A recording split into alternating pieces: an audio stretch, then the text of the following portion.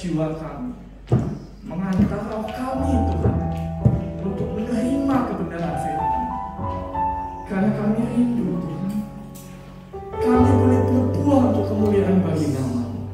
Kami rindu Tuhan, kami boleh menjadi teladan dimanapun kami berada. Dan kami rindu dimanapun kami berada, nama-Mu dipermuliakan. Terima kasih Yesus, terima kasih. Dan biarlah Kudus berikan hikmat akal budi-Mu buat kami semuanya. Jadikan hati kami tanah yang subur buat firman-Mu, sehingga boleh bertumbuh, berbuah demi kemuliaan nama-Mu. Di dalam nama Tuhan kami Yesus Kristus, kami serahkan semua. Amin. Shalom Bapak-bapak, Ibu-ibu. Jumpa lagi ya. Ada sukacita? Amin. Saya merasakan ada sesuatu yang lain ya pagi hari ini. Luar biasa. Ujian kita, saya yakin Tuhan mendengar. Karena setiap kali berseru Tuhan itu pasti mendengar. Tidak pernah Tuhan itu tidak mendengarkan seruan doa kita. Itu yang menjadi kehebatan kita sebagai anak-anak Tuhan. Nah, tinggal masalahnya, kira-kira kita bagaimana ya? Bangga nggak sebagai anak Tuhan? Itu yang jadi masalah. Tema kita bulan ini masih sama, yaitu tentang doa yang memulihkan. Sebelum masuk slide-nya, doa yang memulihkan dari minggu pertama sampai sekarang itu doa yang memulihkan. Nah, kebetulan belum ya Jo. Sampai saat ini tema yang diberikan kepada saya itu adalah doa Yabes. Pada waktu saya membaca doa Yabes itu kelihatannya singkat banget. Lagunya pun sudah kita hafalin. Terus mau dikhotbahi tentang apa? Apa kita nyanyi aja terus setengah jam? Ada orang yang menganggap doa Yabes ini suatu mantra. Kalau kalian mau diberkati di dunia ini, nyanyikanlah doa Yabes. Nah, nanti kita akan belajar, benar nggak sih kata-kata itu? Terus bahkan ada yang mengatakan begini, apa yang kamu pilih? Doa Yabes atau doa Bapak kami? Seakan-akan tuh ini ada garisnya nih. Yabes itu seakan-akan berkat, Bapak kami itu seakan-akan yang lebih mulia. Nanti kita belajar. Saya tidak akan memberikan satu tafsiran, tapi nanti di akhir renungan Bapak-bapak, Ibu-ibu bisa mencerna sebenarnya beda nggak doa Yabes dengan doa Bapak kami. Nah, kalau Bapak-bapak, Ibu-ibu kan setiap kali kan kita kan setelah ibadah nyanyikan doa Bapak kami selesai. Nah, nanti dilihat sama nggak itu. Nah, kita akan, saya minta pemusiknya jangan turun Pak Ishak aja yang masih muda. Pak Ishak ini masih muda Pak. Saya ada satu pengalaman luar biasa dengan Pak Ishak. Suatu ketika 3 tahun yang lalu ya, kita sempat makan bareng, bos, makan bareng. Padahal yang mau traktir itu Pak Ishak. Ketika sampai di kasir, saya juga ikut kasir. Tuh nggak, kasirnya terima saya punya. Terus dia ngomong, udahlah, yang muda dia yang bayar. Padahal Pak Ishak sama saya, Tuhan saya jauh. Dia bilang, udahlah, yang muda yang bayar, dia minta ke saya. Aduh, padahal sebenarnya Pak Ishak harusnya lebih muda jauh ya. Oke, kita sekarang baca teks Jo. Oh, jadi burung Raja Wali Jo. Kita akan nyanyikan dulu deh. Ini apa? Doa Yabes. Next Jo. Ya, yuk kita nyanyikan ya. Seberapa nih Pak? Saya nggak bisa nyanyi ngira-ngira nih. Kiranya Engkau memberkati aku berlimpah-limpah.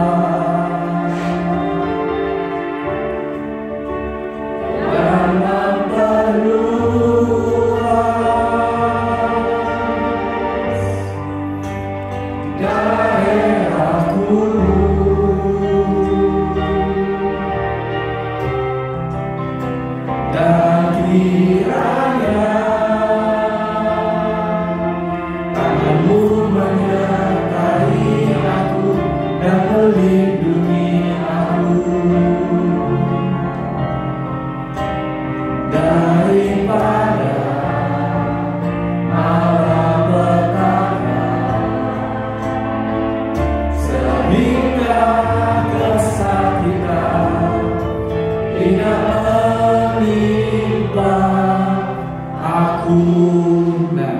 kalau kita sudah nyanyi ini pulang, ya kan? Dan ini selesai pulang. Nah, kita sekarang nggak nyanyi lagu ini, kita akan lanjutkan lagi ya. Nah, kita lihat dulu latar belakangnya Yabes itu siapa. Next tuh. Kalau bapak-bapak, ibu-ibu baca di 1 Tawarik pasal yang keempat, itu perikopnya itu judulnya menarik. Apa perikopnya? Terus Joe, next. Di situ dikatakan, ya, perikopnya itu aneh. Keturunan Yehuda dari cabang lain. Berarti ada cabangnya ya Yehuda ya. Kalau kita bilang Yehuda punya anak 2 yang utama. Siapa? Peres dan Serah. Peres akhirnya nanti punya anak siapa? Hesron. Hesron Ram. Ram Aminadab. Aminadab Nahason. Nahason Salmon. Salmon Boas. Boas siapa? Boas itu suaminya Ruth. Boas habis Boas Obed Isai Daud. Jadi keturunannya begitu. Ini cabang yang utama ya. Kalau cabang yang utama tadi dari Yehuda ada Peres dan Serah. Dari Peres tadi ada Hesron, Ram, Aminadab, Nahason, Salmon, Boas, Obed, Isai, Daud. Nah, pokoknya sampai situ aja lah. Itu adalah keturunan dari cabang utama. Nah, Yabes ini adalah cabang yang lain. Jadi artinya di luar Serah dan Peres masih ada lagi. Jadi sebenarnya kalau dibilang namanya cabang, dia itu bukan yang utama.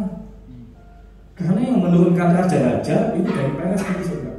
Obed, Isai, Daud, dan kemudian raja-raja Israel. Nah, Yehud disebutkan hanya Yabes itu dari cabang yang lain. Kalau dibaca 1 Tawarik 4 pasal yang ayat yang pertama terus, maka akan terlihat ini memperanakan ini memperanakan ini anak-anak ini sampai akhirnya aneh ke kata Yabes. Nah, jadi seakan-akan ini turunan-turunan yang disebutkan tahu-tahu Yabes. Dan nggak ketahuan Yabes itu anaknya siapa.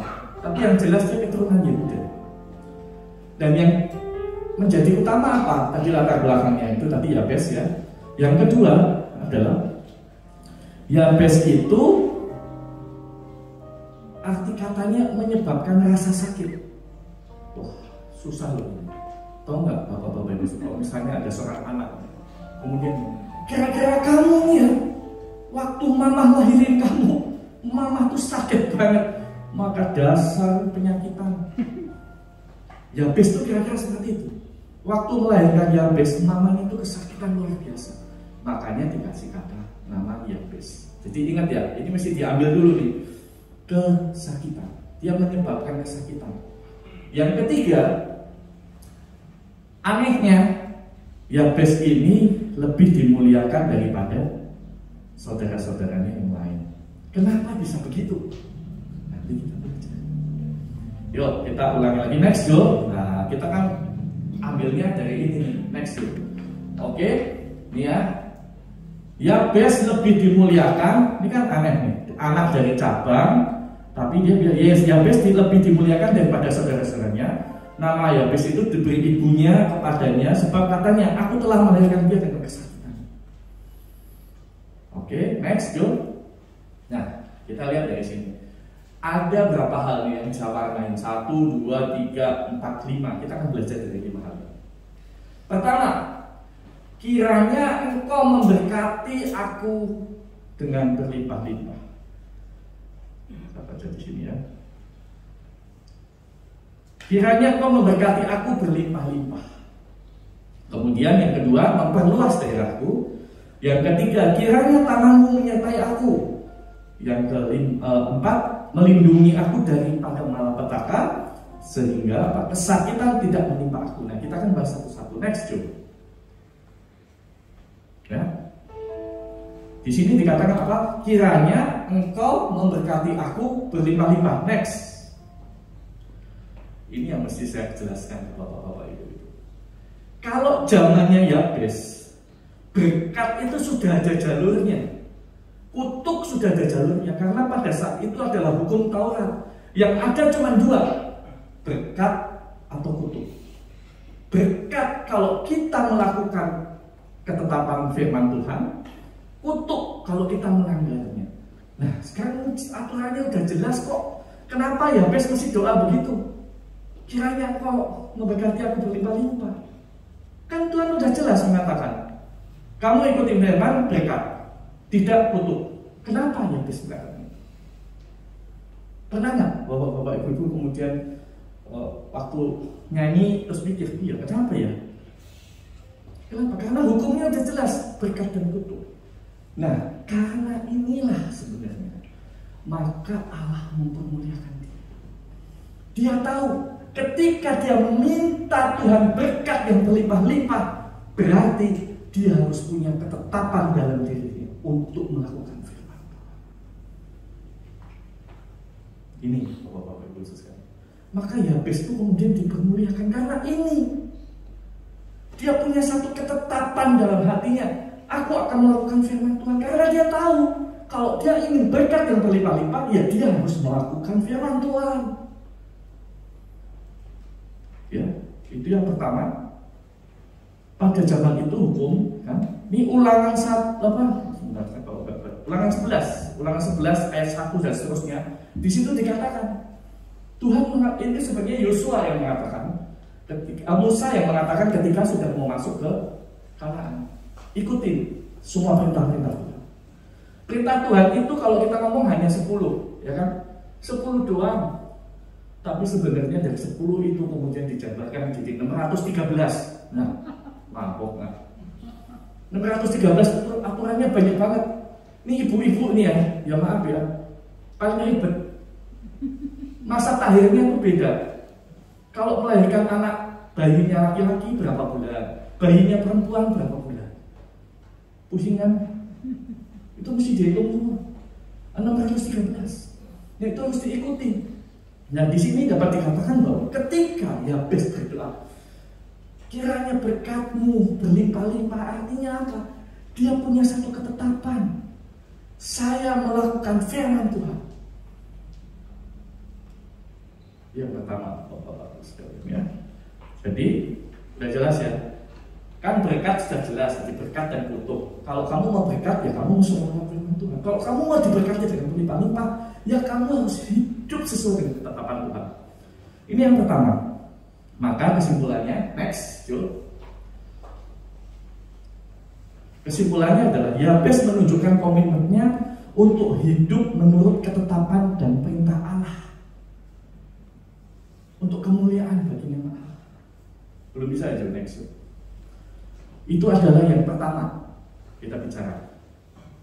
Kiranya Engkau memberkati aku berlimpah-limpah. Kemudian yang kedua apa kata-katanya? Memperluas daerahku. Next. Memperluas daerahku. Nah, ini kadang-kadang ditafsirkan begini. Memperluas daerahku itu berarti berkat. Jangan aku dibuat berhasil, sukses luar biasa. Salah nggak kata-kata itu? Enggak salah. Enggak salah. Tapi kalau kita melihat lebih dalam lagi, di situ dikatakan apa? Pengertian pertama dalam memperluas daerah adalah wilayah atau berkat. Ya, betul. Ya, itu adalah yang pertama. Kemudian yang kedua, pengertian yang lebih mendalam adalah pengaruh dan dampak. Pengaruh, dampak, dan ini akan bertambah atau multiplikasi. Aneh kan? Nah, kalau ini dilihat dari bahasa Ibrani-nya, ini bacanya itu raubau, bukan kata ya, raubau. Artinya multiplikasi, multiply, bertambah-tambah. Artinya apa? Ketika daerah, ini misalnya nih satu orang yang dia punya ketetapan untuk melakukan firman Tuhan, dia dibuat berhasil, usahanya berhasil, anak buahnya pasti banyak dong, koleganya pasti banyak kan. Maka pengaruh pengertian dia melakukan ketetapan Allah itu akan termultiplikasi. Itu yang benar. Jadi ketika Yabes mengatakan bahwa memperluas daerahku, berarti dia rindu apa yang menjadi ketetapannya ini orang lain juga tahu, dan orang lain juga mau mengerti apa yang dilakukan oleh Yabes. Itu adalah yang kedua. Kesimpulan yang kedua, ini saya cepat ya. Yabes ingin memberikan pengaruh dan dampak dari imannya dengan bermultiplikasi. Kemudian ini saya memang agak cepat. Kalau nanti mau lebih detail, ya kita belajarnya mungkin 2-3 jam lah ya, supaya enak. Yang ketiga, kiranya tanganmu menyertai aku. Kalau kita bicara tangan Tuhan, sebenarnya kita ambil satu aja lah, Yesaya 41 ayat 10. Jangan takut sebab aku menyertaimu. Jangan bimbang sebab aku Allah. Aku akan meneguhkan bahkan menolong. Aku akan memegang engkau dengan tangan kananku yang membawa kemenangan. Berarti ketika Yabes berdoa, kiranya tanganmu menyertai aku, berarti dia merindukan kemenangan. Kemenangan atas apa? Di sini dikatakan kemenangan untuk terus bertahan dalam komitmennya menuruti perintah. Jadi dia rindu kemenangan-kemenangan itu Tuhan menyertai dia supaya berkatnya tetap. Karena supaya berkatnya tetap, itu supaya komitmen dia juga tetap. Makanya begitu. Jadi semua mengarahnya kepada siapa? Imannya. Kemenangan untuk terus bertahan dalam komitmennya melakukan perintah Allah. Maka kesimpulan yang kedua, Yabes punya keyakinan hanya Allah yang akan memberikan kemenangan dalam hidup. Kemenangan dalam artian apa? Selama dia hidup di dalam dunia ini, kemenangan yang kedua yang entar. Karena kita sebagai orang Kristen itu bedanya apa sih? Kita menang nggak cuma di dunia ini, habis itu mati selesai, enggak. Justru nanti yang penting itu setelah mati kita kemana? Kemenangan itu sudah dijanjikan Tuhan saat ini dan selama-lamanya. Maka kita mesti harus ambil kemenangan. Kemenangan bukan hanya supaya bisnis kita berhasil, ya it's okay, nggak salah. Tapi yang utama itu adalah kemenangan. Ketika kita sudah melalui kematian, kita mempertahankan iman kita sampai titik akhir, itu yang penting. Ya, kemudian next, melindungi aku daripada malapetaka. Kalau kita bicara malapetaka itu pasti pekerjaan dari si jahat. Maksudnya malapetaka ini apa sih? Apa yang kita lakukan mendadak ya terjadi satu peristiwa yang tidak sesuai dengan yang kita inginkan. Tapi yang di sini ditekankan adalah dari pekerjaan si jahat. Kalau kita bicara malapetaka, berarti udah bicara kutuk. Kalau kita mau menghukumnya tadi, berkat sama kutuk. Kalau kita bicara malapetaka atau yang jahat, itu berarti kita udah masuk ke kutuk. Makanya Yabes melindungi aku daripada malapetaka, supaya jangan sampai iman saya itu, keyakinan saya itu menjadi goncang dan saya masuk ke dalam malapetaka. Ini dikatakan Yabes di Mazmur 21 ayat 11. Kalau ini terjemahannya ada yang biasanya di ayat yang ke-12. Ini saya kasih dua, TB terjemahan baru dan AYT. Pertama yang TB, apabila mereka hendak mendatangkan malapetaka atasmu, merancangkan tim muslihat, mereka tidak akan berdaya. Jadi kalau ada orang lain, kan iblis bisa pakai siapapun ya, yang jahat itu. Orang lain akan mencelakakan kita nggak bisa celakakan. Yang kedua, terjemahan yang kedua, meskipun mereka merencanakan yang jahat terhadap engkau, meskipun mereka merancangkan maksud jahat, mereka tidak akan berhasil. Jadi ketika kita berdoa di hadapan Tuhan dengan satu keyakinan iman yang kuat, maka si jahat itu nggak bakalan bisa. Pekerjaan si jahat hanya untuk melemahkan dan menggagalkan komitmen kita, makanya hindarkan sampai dari malapetaka. Yabes meyakini hanya Allah yang sanggup melindunginya dari yang jahat. Kalau di doa Bapa kami ada nggak? Bebaskan kami dari yang jahat. Oke, itu sekilas saja. Next Job, kita kebut-kebutan. Kesakitan tidak menimpa aku. Wah, ini yang paling seru sebenarnya, kesakitan tidak menimpa. Kenapa? Karena trademark kesakitan itu ada di Yabes. Jadi kalau ingat Yabes, oh Yabes ya, waktu itu mama kamu kan kesakitan kan waktu ngelahirin kamu. Jadi tahu, udah dicapnya itu begitu. Makanya dia ngomong apa? kesakitan tidak menimpa aku. Maksudnya apa? Supaya track mark kesakitan itu lepas dari dia. Nah ini kadang-kadang terjadi di dalam diri kita, Bapak-bapak Ibu sekalian, secara nggak sadar. Kita punya trauma, punya masa lalu yang menyebabkan kita trauma. Sama seperti Yabes. Bayangin, dari sejak kecil itu yang menyebabkan kesakitan dulu. Kalau kita ngomong bukan itu deh, bahasa gaulnya bikin sial lu. Nah, trademark itu ada dalam diri Yabes. Makanya Yabes, lepaskanlah aku dari kesakitan. Kesakitan tidak akan menimpa aku, maka akan hilang trauma-trauma masa lalu dia. Ini yang terjadi di dalam doa Yabes. Kesakitan adalah image dari Yabes, maka kesakitan merupakan trauma terbesar dalam hidupnya.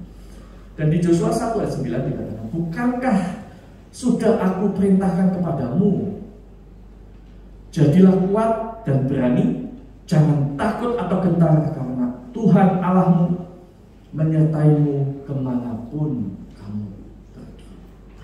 Jadi sebenarnya Bapak-bapak Ibu sekalian, ketika Yabes memanjatkan doa ini, sebenarnya kalau dilihat lebih dalam lagi ini agak aneh. Pertama, Yabes itu kan jadi catat main, dia itu dari orang umum, awam, tapi dia bisa punya komitmen yang luar biasa sampai kemudian Allah mempermuliakan dia. Luar biasa ya guys. Kan kita kalau nggak lihat begini, kita nggak tahu ketetapannya Yabes itu kayak apa. Berarti kita tahu Yabes itu benar-benar berkomitmen kuat dalam iman dia, dalam melakukan perintah-perintah Tuhan. Mungkin dia lebih kuat daripada kita yang sekarang ada di dalam hukum kasih karunia yang semuanya enak, semuanya bisa diampuni. Kalau hukum Taurat, waktu kemarin saya cerita ya, waktu minggu lalu saya sempat renungan di tempat lain, saya cerita begini. Ini kalau kita ngomong berkat dan kutuk ya, saya jalan dari Kosambi, saya mau pergi ke Harmoni. Ada berapa lampu merah yang saya lalui? Misalnya ada 10 lampu merah. Lampu merah pertama saya taatin, kedua saya taatin, ketiga saya taatin. Giliran sampai yang ke-10, saya bablasin itu lampu merah. Saya kena tilang. Kena. Tapi yang 9 saya taatin, biasa saja akhirnya. Ya kan? Hukum Taurat itu begitu. Tetap kita dihukum, tapi kasih karunia kita ada pengampunan asal kita masih hidup di dalam iman kepercayaan kepada Tuhan. Karena ini loh Bapak-bapak Ibu sekalian, ada satu yang hal aneh, maksudnya bukan aneh, paradoks yang saya baca terakhir-akhir ini adalah tentang Tuhan itu begini. Kita dulu pernah dengar Pak Sem, itu kata-kata Pak Sem itu saya saya ingat terus yang dia bilang apa? Allah itu lebih rindu menjalin hubungan dengan kita daripada kita kepada Allah. Bayangin. Terus saya pikir, saya baca di Yeremia, saya baca di Bapak, selalu Tuhan itu ngomong, ketika dia akan melakukan malapetaka kepada sesuatu, kalau orang itu bertobat, dia gagalkan, dia nggak jadi. Dia luar biasa. Jadi Tuhan itu melihat kita sama seperti Yabes. Ketika trauma kesakitan ada dalam diri, sial ada di dalam diri dia mempunyai komitmen untuk terus kepada Tuhan sehingga lahirlah doa Yabes. Kiranya Engkau memberkati aku bertobat. Ini yang luar biasa Bapak-bapak sekalian. Yang ini kesimpulannya, Yabes meyakini hanya Allah yang sanggup melenyapkan ketakutan dan trauma. Nah kita juga kadang-kadang suka begitu kan. Trauma itu kadang-kadang aneh ya. Ada di sini yang trauma terhadap anjing kecil, takutnya setengah mati. Ada yang trauma terhadap kucing. Mungkin trauma sih enggak, tapi jijik sama kucing. Yang saya ngomongkan bukan trauma itu. Pernah enggak kita itu trauma karena dikatakan orang tua kita bodoh lu? Pernah enggak?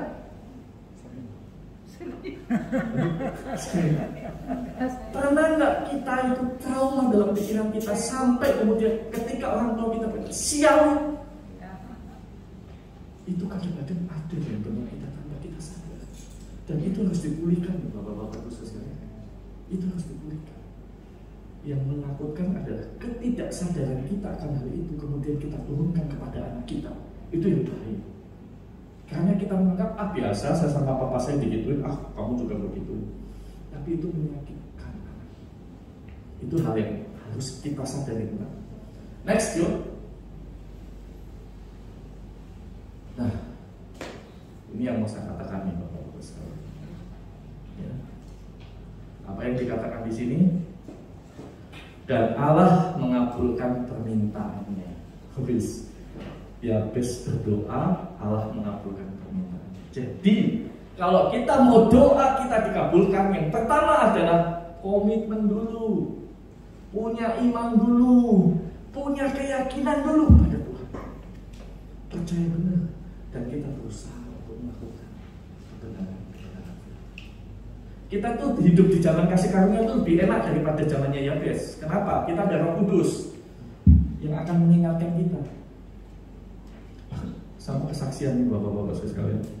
Minggu lalu kan saya renungan di gereja lain. Saya ngomongin masalah doa.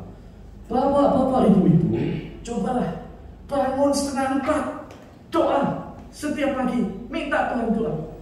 Dan saya seminggu ini akhirnya bangun terus setengah 4. Dan saya harus berdoa terus. Saya pikir, oh ya Tuhan, saya mengatakan jadi saya harus melakukan juga. Itu yang terjadi. Nah, ketika kita bilang Allah mengabulkan permintaannya itu adalah sikap dari Yabes. Jadi jangan dikatakan doa Yabes itu hanya untuk meminta berkat. Di situ ada komitmen loh. Di situ ada pengertian Yabes tentang Allah yang sampai saat ini mungkin di zamannya dia hanya orang tertentu yang bisa punya pengertian seperti itu. Maka dikatakan di 1 Tawarik 4 ayat 9, Yabes lebih mulia daripada saudara-saudaranya. Jadi keturunan Yehuda dari cabang lain itu walaupun banyak namanya, Yabes yang dimuliakan oleh Allah. Luar biasa. Karena apa? Karena ketetapannya itu. Justru kalau kita belajar dari Yabes, dia itu memulihkan. Doa Yabes ini memulihkan dirinya. Doa Yabes itu harus memulihkan kita semuanya. Dan kita berdoa itu harus memulihkan kita semua. Next, itu kan kesimpulannya tadi. Satu.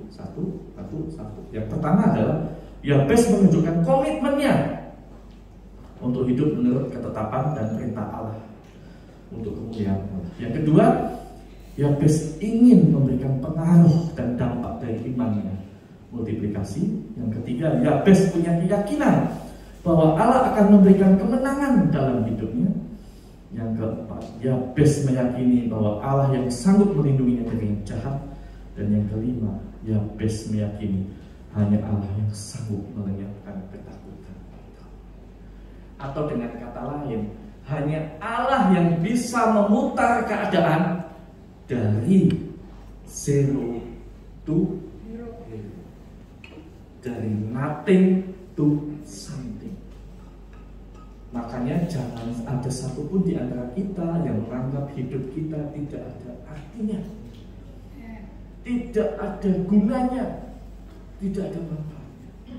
Allah sudah menanamkan tugas khusus dalam kehidupan kita masing-masing. Yang penting pertama, kita harus yakin dan percaya kepada Tuhan. Jaga iman, jaga hubungan baik dengan Allah. Maka doamu akan memulihkan keadaan. Mungkin sekarang yang masih dalam keadaan terpuruk akan dijadikan menjadi sukses. Mungkin yang sekarang masih dalam lembah-lembah kekelaman akan dibawa ke rumput hijau. Kuncinya apa? Cuma satu. Kita harus punya ketetapan. Oke, baca Alkitab ya. Jangan diantarkan kita. Memang ini kesaksian lagi ya Bapak-bapak Ibu sekalian. Saya itu kan dulunya bukan Kristen. Kenapa bisa jadi Kristen? Waktu SD saya ikut sekolah minggu. Tapi ya cuma ikut teman diajak sekolah minggu. Memang di sekolah minggu saya hafal itu ayat hafalan. Nggak ada yang masuk dalam pikiran saya. Yang ada cuma satu pengertiannya. Kalau kamu mau minta tolonglah pada Yesus. Itu doang. Sampai suatu ketika SMA, ketika saya naik gunung, saya sempat terperosok di tengah, dan teman saya itu gak ada yang tahu ketika saya udah teriak gak ada yang tahu. Saat itu saya ngomong, Yesus tolong saya. Kalau Tuhan tolong saya baca Alkitabnya. Tawarannya gampang ya, saya baca Alkitabnya. Emang saya punya Alkitab, punya yang kecil itu loh, Perjanjian Baru, Gideon. Itu halamannya sama siapa loh, 704 halaman. Sama siapa itu? Saya ngomong gitu, tahu-tahu teman saya ada yang turun loh. Ada yang pada jarang tanya Lilis, ada nggak yang udah naik gitu, ada yang mau turun, katakanlah kamera ketinggalan di atas pun nggak bakalan tuh ada yang mau naik lagi. Tapi ini mujizat, saya anggap setelah itu, Tuhan, saya dalam hati pengalaman itu. Dan akhirnya saya baca Alkitab. Dan luar biasa waktu baca Alkitab, udah gak pernah baca Alkitab, Matius 1 ayat 1. Sisunya Tuhan Yesus. Ini memperanakan ini, memperanakan ini, memperanakan ini. Pusing saya. Tapi terus saya coba. Akhirnya saya baca Alkitab, ngerti saya baca dulu. Akhirnya saya ikut persekutuan, kemudian baru saya masuk ke gereja. Di situ baru saya dibaptis.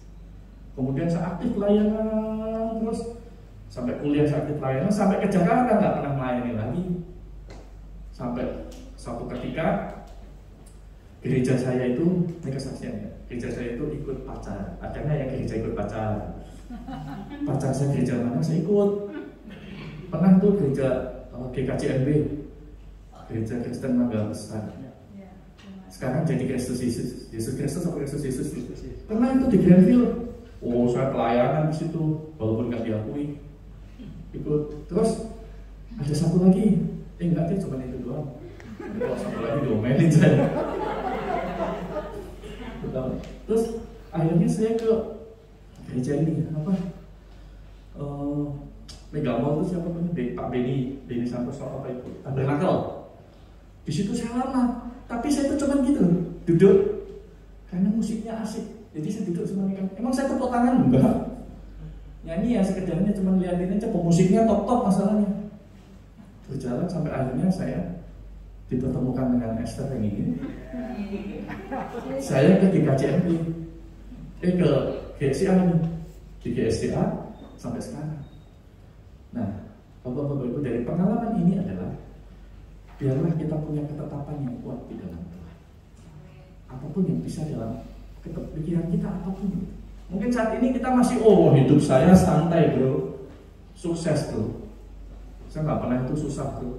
Saya kalau belanja satu hari, kalau saya nggak habisin 2 juta, dompet keberatan bro.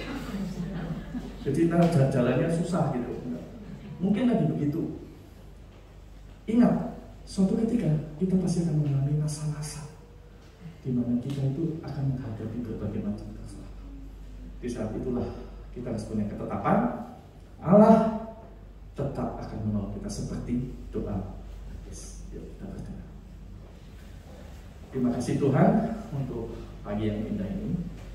Biarlah firman-Mu boleh melekat dalam hati kami. Kami rindu melakukan seperti doa ya Yesus. Kami punya ketetapan yang kuat di dalam Kau dan kami rindu melakukan firman-Mu. Disitulah berkat-berkat-Mu akan Kau curahkan.